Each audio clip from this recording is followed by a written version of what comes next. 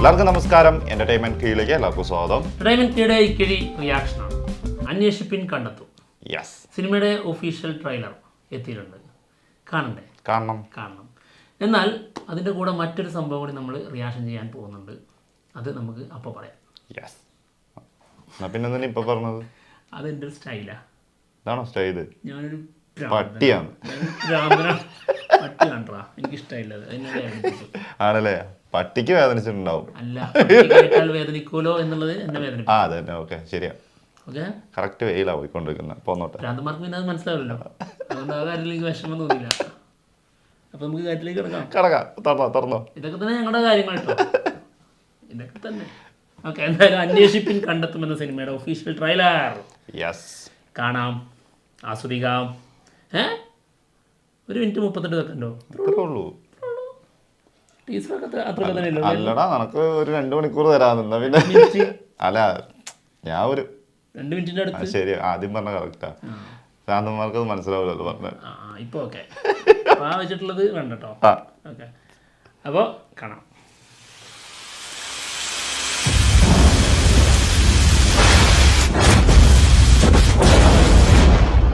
ഒരു മർഡർ ഇൻവെസ്റ്റിഗേഷനിലെ ഏറ്റവും പ്രധാനപ്പെട്ട ഒന്നാണ് where was he or she killed എന്നുള്ളത്.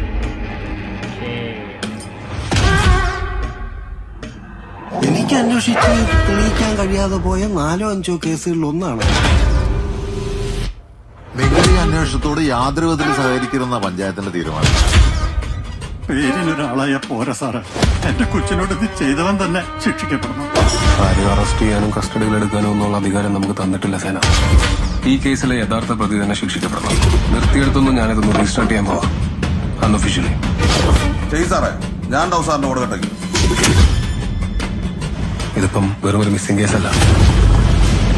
ആ ഭാഗത്തുള്ള ആളൊഴിഞ്ഞ എല്ലാ പറമ്പുകളും ഉപയോഗിക്കാതെ കിടക്കുന്ന കുളങ്ങളും കിണറുകളും ഒക്കെ അരിച്ചു വെക്കണം.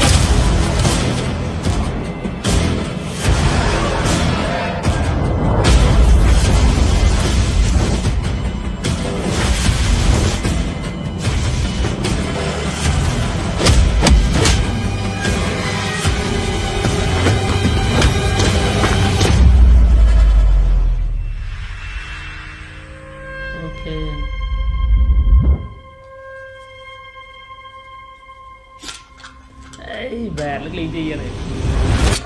I know that. എനിക്കറിയാത്. ഫെബ്രുവരി 9. ഓക്കെ, പൊളിത്രൂ എന്ന് പറഞ്ഞ സാധനം ഇട്ടിട്ടേ വലിച്ചിട്ട് ക്ലീൻ ചെയ്യണം. അത് ഒരു തവണ ഒന്നും ചെയ്താൽ പോരാ. ഫുൾ ഇൻവെസ്റ്റിഗേഷൻ തന്നെയാണ് കേട്ടോ സിനിമ. ട്രെയിലർ കണ്ടിട്ട് തോന്നിയത് അല്ലേ? ഫുള്ളായിട്ട് അത് തന്നെയാണ് പോകുന്നത്. ഒരു മരണം തോന്നിയില്ല. ആണ്, അതിലേക്ക് തന്നെ മൊത്തം നോക്കിക്കൊണ്ടിരിക്കുകയായിരുന്നു. സാധാരണ നമ്മൾ അതിന്റെ രണ്ടാമത് അന്വേഷിക്കുകയാണെന്ന് തോന്നുന്നു. അതാണല്ലോ പറഞ്ഞ റീസ്റ്റാർട്ട് ചെയ്യുന്നു. നടന്ന ഒരു കേസ്, അതായത് അന്വേഷിച്ച് കണ്ടെത്താത്തൊരു കേസ് ആള് വീണ്ടും റീഓപ്പൺ ചെയ്തിട്ട് അന്വേഷിക്കുന്നതായിട്ടാണ് ഫീൽ ചെയ്യുന്നത്. അതും അൺഒഫീഷ്യലി. അതാണ് അതിന്റെ വൈബ്. അതെ, പിന്നെ ആരെ ഏതൊരു മിസ്സിംഗ് കേസ് അല്ല എന്നുള്ള രീതി പറഞ്ഞു. അത് എന്താണ് മറ്റൊരു കേസ് ഉണ്ടാവായിരിക്കും. അതിനുശേഷം അതായിരിക്കും അല്ലേ? ആയിരിക്കാം. ഓഹോ, എന്താണെങ്കിലും കണ്ടിട്ട് വലിയ കുഴപ്പമില്ലാത്ത ഇതായിട്ടോ നമുക്ക് തോന്നുന്നത് ട്രെയിലർ കണ്ടിട്ട്.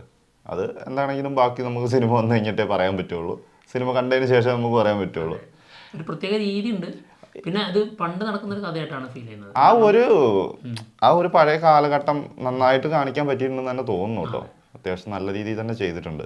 യെസ്, അപ്പോൾ ടൊവിനോ തോമസിന്റെ ഒരു ക്രൈം ഇൻവെസ്റ്റിഗേഷൻ ത്രില്ലർ ഫെബ്രുവരി 9 കാണാം. കൽക്കിയിൽ കണ്ടതല്ലേ പോലീസ് വേഷത്തില്? അതെ, അതിനുശേഷം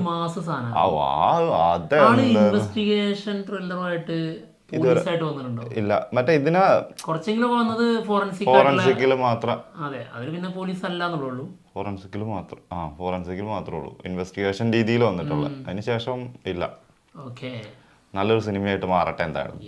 ഇനി അടുത്ത കാര്യത്തിലേക്ക് വരാം. അടുത്ത കാര്യം, അതായത് നമ്മുടെ കാക്ക കഴുകൻ ഈ ഒരു ഇഷ്യൂ ഉണ്ടല്ലോ, അതിനെക്കുറിച്ച് ഇപ്പോൾ ലേറ്റസ്റ്റ് ആയിട്ട് നമ്മുടെ ലാൽ സലാം എന്ന സിനിമയുടെ ഓഡിയോ ലോഞ്ച് ഉണ്ടായിരുന്നു. അതിൽ നമ്മുടെ രജനീകാന്ത് സംസാരിച്ചിട്ടുണ്ട്. ആളുടെ ഭാഗത്തുനിന്നുള്ളത് ക്ലിയർ ആക്കി തന്നെ ആള് സംസാരിച്ചിട്ടുണ്ട്. ഒന്ന് കേൾക്കാം. സംഭവം അത് സംസാരിക്കും നമുക്ക് അറിയാമായിരുന്നു. പിന്നെ തീർച്ചയായിട്ടും പക്ഷെ ഇത് അങ്ങോട്ട് കടുക്കുമെന്നാണ് നമ്മൾ കരുതിയത്. അതെ, അതിനൊരു അപ്പുറം അല്ലെങ്കിൽ ലിയോന്റെ സക്സസ്ഫുൾ സെലിബ്രേഷന്റെ സമയത്ത് വിജയ് പറഞ്ഞതിനപ്പുറം ഉള്ള എന്തെങ്കിലും ആയിരിക്കും എന്നാണ് എല്ലാവരും അതായിരിക്കും ഉറ്റു നോക്കിക്കൊണ്ടിരുന്നത്. പക്ഷെ ആള് അന്ന് പറഞ്ഞതിനെ കുറിച്ചുള്ളത് പക്കയായിട്ട് ക്ലാരിഫൈ ചെയ്തിട്ടുണ്ട്. വ്യത്യസ്തമായ രീതിയിലുള്ള ഒരു സംഭവമാണ്. എന്തായാലും നന്നായിട്ടത്, അത് വളരെ നല്ലൊരു കാര്യം കേട്ടോ. ഓക്കെ, എന്തായാലും നമുക്ക് ആ വീഡിയോ ഒന്ന് കാണാം. ஓகே சொன்னது வந்து அது வேறு மாதிரி வந்துட்டு ஒரு இதாகிட்டு அது போல விஜய் சொன்ன மாதிரி அப்படின்னு சொல்லி அந்த மாதிரிலாம் வந்து நிறைய வந்து சோசியல் மீடியாவில் பண்ணிட்டு இருந்தாங்க. அது எனக்கு நிஜமாக வந்து ரொம்ப ஒத்துழைக்கிறது. விஜய் வந்து கண்ணுக்கு முன்னாலே வந்து வளர்ந்த பையன் வந்து அவர் வீட்டில் வந்துட்டு பிரம்மத்தின் தலைவர் ஷூட்டிங் பண்ணும்போது அவருக்கு 13-14 வயசு இருக்கும். விஜய் வேலையை பார்த்துட்டு இருந்தாங்க. ஷூட்டிங் முடிச்சவங்களை பார்க்கும்போது சந்திரசேகர் இன்ட்ரோடியூஸ் பண்ணாங்க, என்னுடைய பையன் ஆக்டிங்கில் ரொம்ப இன்ட்ரெஸ்ட் இருக்குது, நீங்கள் சொல்லுங்கள், அவங்க படிச்சுட்டு வந்து ஆக்ட் பண்ணலாம், படிப்பு பண்ண சொல்லுங்கள் சொன்னாங்க. அப்போ வந்து அவருக்கு வந்து விஜய் முதல்ல படிப்பா, அதுக்கப்புறம் ஆக்ட் ஆகலாம் சொன்னேன். அதுக்கப்புறம் விஜய் வந்து ஆக்ட் ஆகி படிப்படியாக வந்து அவருடைய அந்த டிசிப்ளின், அந்த திறமை, அந்த உழைப்பால் வந்துட்டு இப்போ வந்து எடுத்துல இருக்காங்க. இப்போ மறுபடியும் வந்து நெக்ஸ்ட்டு வந்து ஒரு அரசியல் சமூக சேவை போகணும்னு இருக்காங்க. இதில் வந்துட்டு எனக்கு விஜய்க்கு போட்டி அப்படின்னு சொல்லிட்டு பண்ணுறது வந்து எனக்கு வந்து சுத்தமாக ரொம்ப கஷ்டமாக இருக்கு மனசு. விஜயே சொல்லியிருக்காரு எனக்கு போட்டி நான் தான் சொல்லி, நானே சொல்லியிருக்கேன் என்னுடைய படத்துக்கு நான் தான் போட்டி அப்படின்னு சொல்லி. விஜய் வந்து எனக்கு போட்டி அப்படின்னு நினைச்சா அது எனக்கு மரியாதை இல்லை, எனக்கு கௌரவம் இல்லை. விஜயும் வந்து எனக்கு போட்டின்னு சொன்னால் அவருக்கு மரியாதை இல்லை, அவருக்கு கௌரவம். தயவு செஞ்சு ரெண்டு பேர் ஃபேன்ஸு கூட இவங்க அந்த உங்களாதிக்க இந்த காக்காக்கள் பண்ண வேண்டாம். தயவு செஞ்சு இது வந்து என்னுடைய அன்பார்ந்த வேண்டுதல். ரொம்ப நன்றி.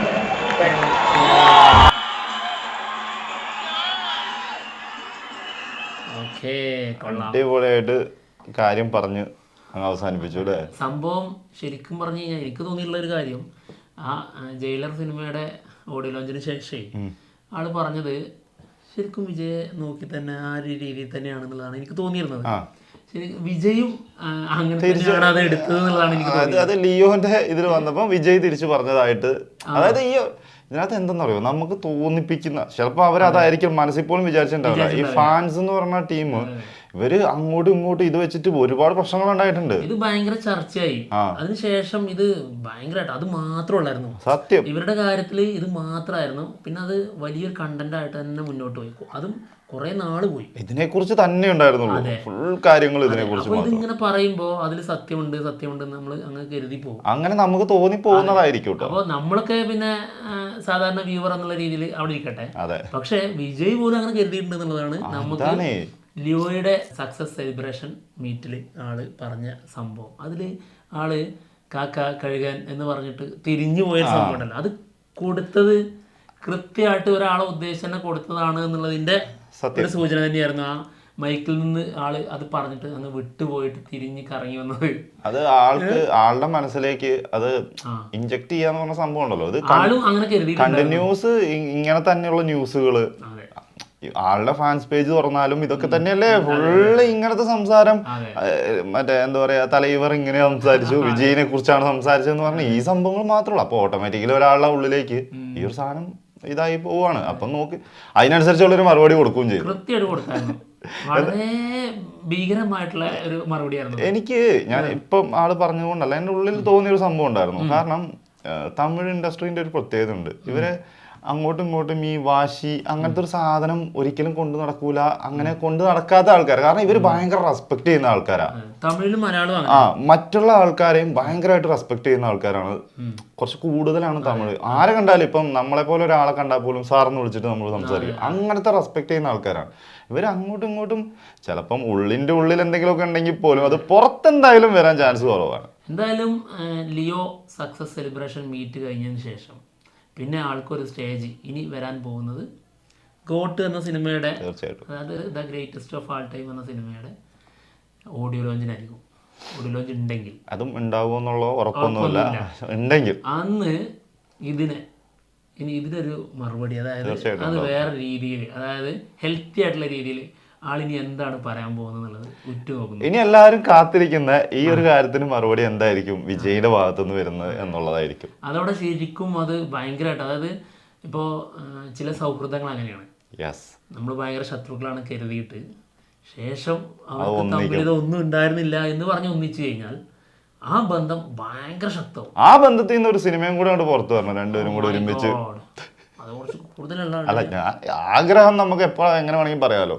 ആഗ്രഹിക്കാൻ പിന്നെ തീർച്ചയായിട്ടും നമ്മൾ മലയോളം ആഗ്രഹിച്ചാല് കുന്നോളം കിട്ടുള്ളൂ എന്ന് പറഞ്ഞ് കേട്ടിട്ടില്ലേ? അപ്പൊ നമുക്ക് ഭയങ്കരമായിട്ട് ആഗ്രഹിക്കുന്നതിന് ഒരു കുഴപ്പമില്ല. എന്തായാലും ആഗ്രഹങ്ങളൊക്കെ നടക്കട്ടെ. എന്തായാലും ആള് ഇതിന് ഇനി ഒരു കൃത്യമായ, അതായത് ആൾക്ക് ഉള്ളിൽ തന്നെ തോന്നിയിട്ടുണ്ടാവും വേണ്ടിയിരുന്നില്ല എന്നുള്ളത്. ഉറപ്പായിട്ടും അത് ആൾക്ക് ഇപ്പം നന്നായിട്ട് തോന്നിയിട്ടുണ്ടാവും.